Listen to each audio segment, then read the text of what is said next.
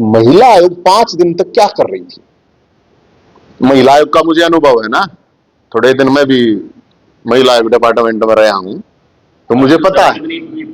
छोटो थी था के था, मैं वैसे बताऊं, थोड़ा अनुभव रहा है।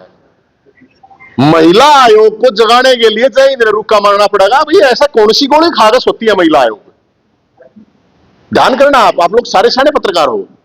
मैंने जब उस चीज पर रुक्का मारा, उससे पहले महिला आयोग बोली क्या? उससे पहले कोई नेता बोला क्या? कोई नहीं बोला। सब सुने थे गाने ने। हरियाणा पुलिस से बड़ा तो कोई गैंग नहीं है ना। 70,000 की नफरी है और सारे में लागे करीब 1 लाख लोगों का गैंग है। सरेआम देख रहे हो आप धमकियां क्यों? मतलब सोशल मीडिया पर लोग जो है कैसे गुंडे बदमाश बने घूम रहे हैं, देखते हो आप? तो क्या जो जहां जिस जिले के लोग ऐसा कर रहे हैं उसके एसपी क्या कर रहे हैं भाई? एसएचओ क्या कर रहे हैं? फ्री में तनख्वाह पाड़नता ही।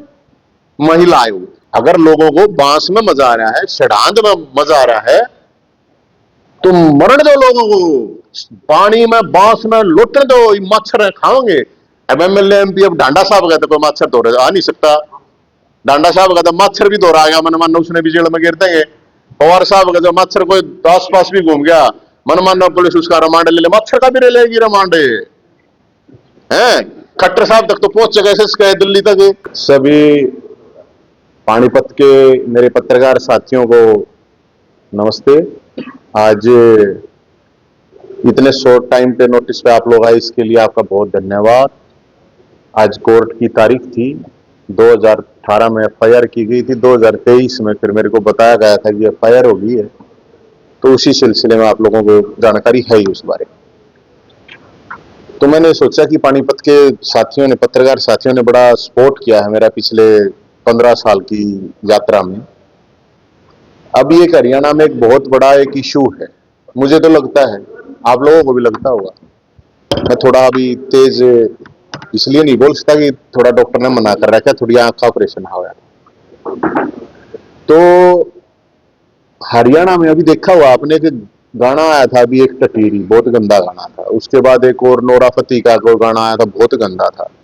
अभी आप देख रहे हो कि फिल्मों में भी किस तरह गाली गलौच, और फिर सोशल मीडिया के ऊपर बहुत गंद फैला हुआ है। तो हमने एक मुहिम शुरू की है कि घंटा बजाओ, गंदा भगाओ, सीएम सरकार को जगाओ। देखो ये नवरात्रे हैं, तो ये जो घंटा बजता है तो बताते हैं कि भगवान भी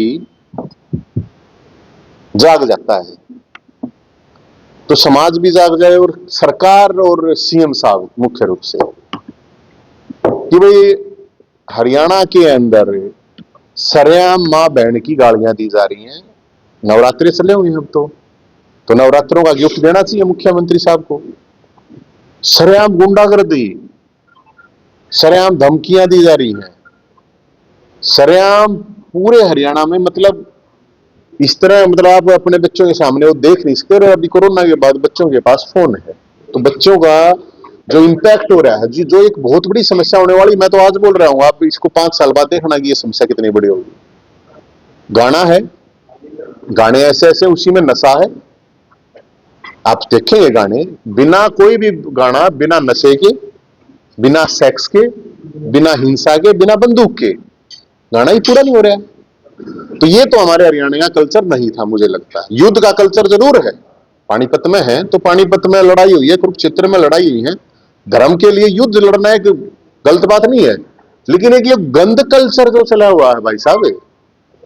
और गजब बात है कि आप लोगों ने जब ये गाना आया तो 5 दिन मैं चुप रहा था, छठे दिन बोला था, कोई सब पूरा चुप बैठे थे। विधानसभा चल रही थी, मैंने कहा भाई मुख्यमंत्री साहब, विपक्ष के नेता हुड्डा साहब, सैनी साहब, आप सारे इकट्ठे बैठे, कोई पॉलिसी, कोई कानून बना दो कि कोई किसी को गाली नहीं दे सके। अब मैं अगर यहां बैठ के मुख्यमंत्री को गाली दूंगा या प्रधानमंत्री को गाली दूंगा, तो हो सकता है कि मैं पानीपत से बाहर नहीं निकलूं, मैं इससे पहले ही अरेस्ट कर लिया जाए। लेकिन अगर मेरे को कोई गाली देगा या कोई आम आदमी को कोई गाली मां बहन की देता है, सरेआम धमकी देता है, तो कोई कुछ कहने वाला नहीं है। पता नहीं मतलब एसपी के पास पावर है या नहीं है। आईटी एक्ट भी है, आईटी एक्ट में भी बहुत से प्रावधान है, लेकिन हमें तो समझ में नहीं आ रहा कि भाई क्या है क्या नहीं। तो ये जो मुहिम है इसके लिए हमने 70-27 से 822 एक नंबर जारी करा। आगे भाई कोशिश करेंगे हम, अभी थोड़ा स्वास्थ्य नासाज है मैं, लेकिन पूरे हरियाणा में सभी लोगों से, जो जागरूक लोग हैं उनसे अपील करूंगा कि अपने बच्चों के भविष्य को बचाने के लिए, सरकार नहीं बचाई, और मैं ये मानता हूं अगर सरकार इस चीज को नहीं रोक लगा रही है तो सरकार चाहती ये है कि लोग जितना गंद हो उतना फैले, ताकि जो असली मुद्दे हैं, जेन्युइन मुद्दे हैं, उनसे दिमाग भटके। मुख्यमंत्री साहब हैं, प्रधानमंत्री तक तो आवाज जाए ना जाए, लेकिन मुख्यमंत्री साहब जाते रहते हैं प्रधानमंत्री जी से। खट्टर साहब आपके तो सांसद हैं, मंत्री हैं, तो वहां भी कह सकते हैं कि ये पूरे देश की एक समस्या हो गई है। कुछ गानों पे बैन लग गया था गन कल्चर पे, गन कल्चर से खतरनाक है गंद कल्चर है, और वहां पे बैन लग गया तो ये देश में कौन बैन लगा होगा? हरियाणा में मान लो लगा दिया बैन, उससे क्या मतलब है? आज इंटरनेट का जमाना है भाई, हरियाणा का अलग से इंटरनेट थोड़ी है। नौजवानों से, मैं लोगों से, समाज के लोगों से भी कहना चाहूंगा, आप लोगों को अब नहीं दिख रही होगी ये समस्या इतनी बड़ी है, जय हिंद वैसे भोक रहा है, ये तो खामखा की बात ला रहा है, क्योंकि इसमें ग्लैमरस नहीं है।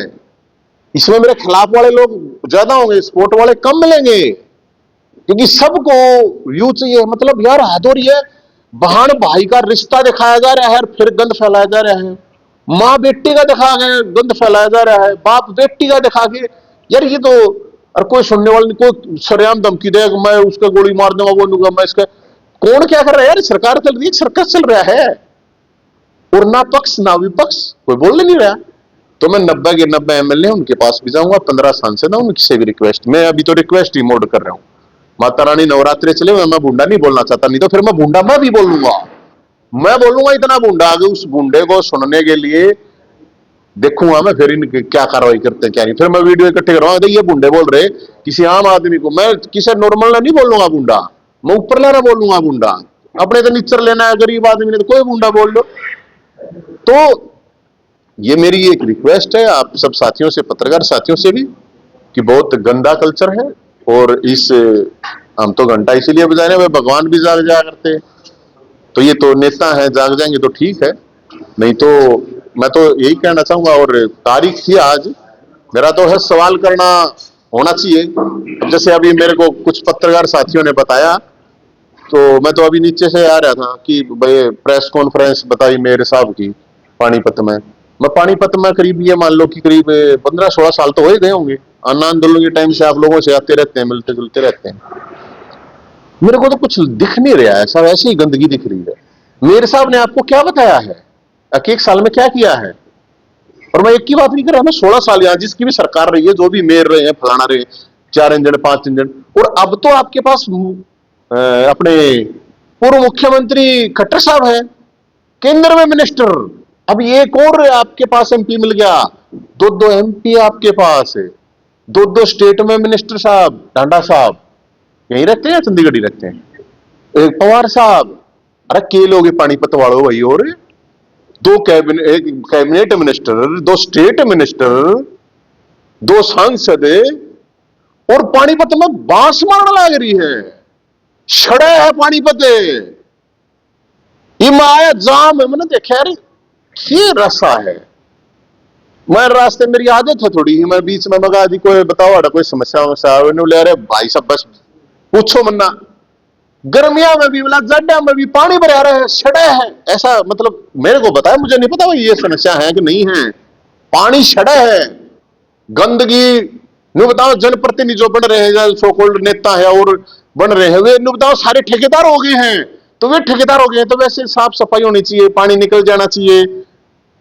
फिर मैं यहीं कोर्ट के यहीं पर रोक लिया, किसी ने जानकार था, बड़े बूढ़े थे, वे बोले बेटा हाथ जोड़ के, मेरे आगे हाथ जोड़े, मेरे को तो नहीं जोड़ने चाहिए हाथ, बुजुर्ग थे, मन नहीं जोड़े, मगा पता था टाई के बाद, बोला भाई हमारी वो पेंशन कट गई, फैमिली आईडी में, और फिर रास्ते में मिल गया प्रॉपर्टी आईडी वाला, एक तो पुलिस वाला मिल रहा है, बोला भाई साहब प्रॉपर्टी आईडी और यो फैमिली आईडी का मुद्दा फिर ठाऊ ना, मैं यार मैं के ठाऊ जो आड़ा चुनाव लड़ रहे पानीपत में, तो उन दो ठवा लो।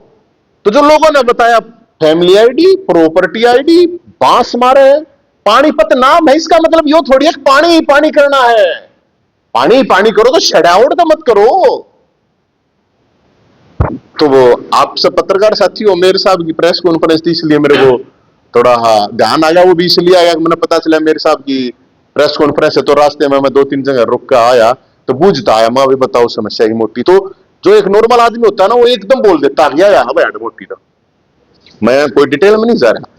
तो मैं तो यही कहना चाहूंगा भाई, आप इतने 4-5 इंजन के हैं और फिर वे जो इंजन तेल फेंक गए थे, मतलब या जो भी हार गए थे तो हार गए थे, तो कोई बात नहीं, हार गए थे यार, आप इतने लोगों ने वोट दिया, आवाज तो उठाओ। हम तो चुनाव भी नहीं लड़ रहे, हमारे तो वोट भी नहीं दे रहा है, लेकिन फिर भी थोड़ा बहुत रुका मारा है किधर न किधर, आवाज किधर न किधर मारा है।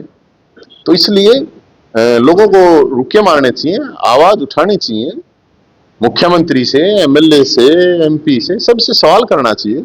और अकेले पत्रकार करे जाएंगे तो क्या फायदा, पत्रकार क्यों करेंगे? अरे पत्रकार ने क्या मतलब है जब लोगों ने कोई मतलब नहीं है। एक पत्रकार क्रांतिकारी बन जाएगा, उस पर फायर हो जाएगी, इसलिए कोई क्रांतिकारी ना बनी हो। अगर लोगों को बांस में मजा आ रहा है, षडांत में मजा आ रहा है, तो मरण दो लोगों को, पानी में बांस में लुटने दो, मच्छर खाओगे। अब एमएलए एमपी अब डांडा साहब गया तो कोई मच्छर तो आ नहीं सकता, डांडा साहब का तो मच्छर भी दौड़ा गया, मन मानो उसने भी जेल में गिर देंगे। पवार साहब का जो मच्छर कोई आस पास भी घूम गया, मन मानो पुलिस उसका रिमांड ले ले, मच्छर का भी ले लेगी रिमांड है। खट्टर साहब तक तो पहुंच गए दिल्ली तक, अभी भाटिया साहब बने हैं तो उन तक भी नहीं, मेरे ख्याल में मन नहीं लगता। पानीपत वालों को मैं जो देख रहा हूं, इतनी भाई साहब इतनी बूंदी गंदगी, सूर वहां लाग रही उनमें, पता नहीं उन सूरा का ठेकेदार कौन है, मालिक कौन है, मन नहीं मेरा कौन है, लेकिन बुरा हाल है। और डॉक्टर साहब ने मेरे को थोड़ा कम बोलना बता रखा है, ज्यादा बोल गया लागू हूं, लेकिन फिर भी कोई सवाल है तो आपका। ये अच्छी मुहिम है आपकी, आम लोग भी करते हैं, तो माँ बाप भी चाहते हैं कि इस गंदगी को जो पहले से आपने आवाज उठाई, चलो महिला संज्ञान ली उसके पास गाना हटा, नोरा फतेह का भी हटा, लेकिन आप इस मुहिम को चलाते, जैसे कह रहे हैं 90 एमएलए के पास भी जाएंगे, इस मुहिम को चलाते रहेंगे तो मेरे ख्याल से पूरी दुनिया आपके साथ नहीं। मेरे को तो कुलवंत जी कोई जुड़ो ना जुड़ो, मैं कभी इस चक्कर में नहीं रहता। मैं भगवान को मान लो, प्रकृति को मान लो, उसको मान के करता हूं। मैंने कोई लाव लश्कर तामझाम मेरे की मैंने जरूरत नहीं है। मैं सिर्फ ये बात कह रहा हूं, आपने सही कहा, क्या महिला आयोग या डीजीपी साहब, हरियाणा पुलिस से बड़ा तो कोई गैंग नहीं है ना, 70,000 की नफरी है और सारे में लागे करीब 1 लाख लोगों का गैंग है। सरेआम देख रहे हो आप, हम क्या मतलब सोशल मीडिया पर लोग जो है कैसे गुंडे बदमाश बने घूम, देखते हो आप। तो क्या जो जहां जिस जिले के लोग ऐसा कर रहे हैं, उसके एसपी क्या कर रहे हैं भाई, एसएचओ क्या कर रहे हैं, फ्री में तनख्वाह पाड़नता ही। महिला आयोग, आप लोग ध्यान करना, मैं एक चीज आपको बताऊंगा, ये महिला आयोग 5 दिन तक क्या कर रही थी। महिला आयोग का मुझे अनुभव है ना, थोड़े दिन मैं भी महिला आयोग डिपार्टमेंट में रहा हूं, तो मुझे पता है। छोटो थी था के था, मैं वैसे बताऊं, थोड़ा अनुभव रहा है। महिला आयोग को जगाने के लिए चाहिए दिन रुक्का मारना पड़ेगा भाई, ऐसा कौन सी गोली खा के सोती है महिला आयोग। ध्यान करना, आप लोग सारे सारे पत्रकार हो। मैंने जब उस चीज पर रुक्का मारा, उससे पहले महिला आयोग बोली क्या, उससे पहले कोई नेता बोला क्या, कोई नहीं बोला, सब सुने थे गाने ने।